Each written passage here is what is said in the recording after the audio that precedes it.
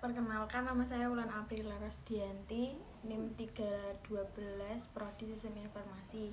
Saya dari kelompok 1 mau mempresentasikan konsep bahasa dan fungsi.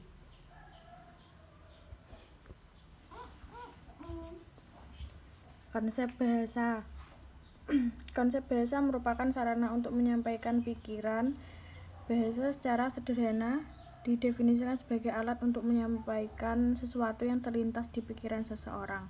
Arti bahasa secara luas adalah sarana atau alat untuk melakukan interaksi dan komunikasi. Sejarah bahasa Indonesia. Bahasa Indonesia pada dasarnya berasal dari bahasa Melayu. Pada zaman Kerajaan Sriwijaya, bahasa Melayu banyak digunakan sebagai bahasa penghubung antar suku di pelosok Nusantara. Bahasa Melayu digunakan juga sebagai bahasa perdagangan. Bahasa Melayu menyebar ke pelosok Nusantara bersamaan dengan penyebaran agama Islam. Bahasa Melayu mulai dipakai di kawasan Asia Tenggara sejak abad ke-7. Dibuktikan dengan ditemukannya prasasti di Kedukan Bukit Kerangka tahun 683 Masehi Palembang.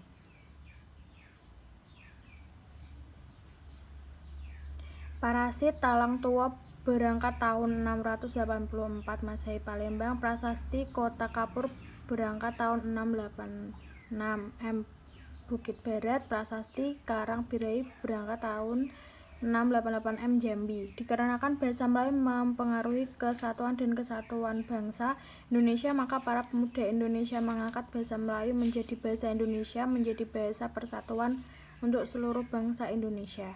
Sumpah Pemuda 28 Oktober 1928. Pada tanggal 18 Agustus 1945, bahasa Indonesia diakui secara yuridis.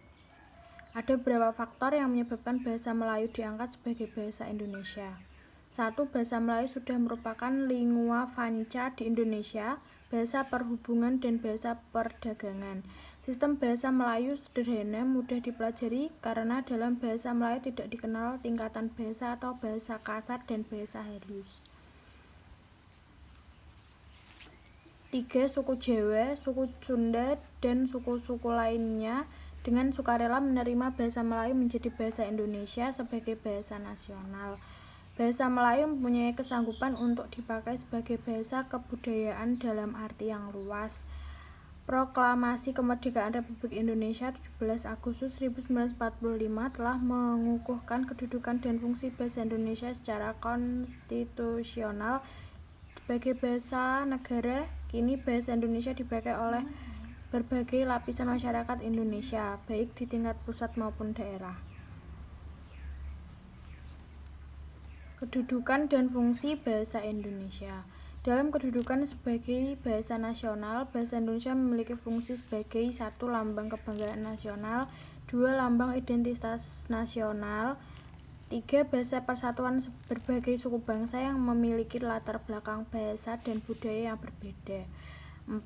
Bahasa perhubungan antara berbagai wilayah di Nusantara. Dalam kedudukannya sebagai bahasa negara, bahasa Indonesia memiliki berbagai fungsi. 1.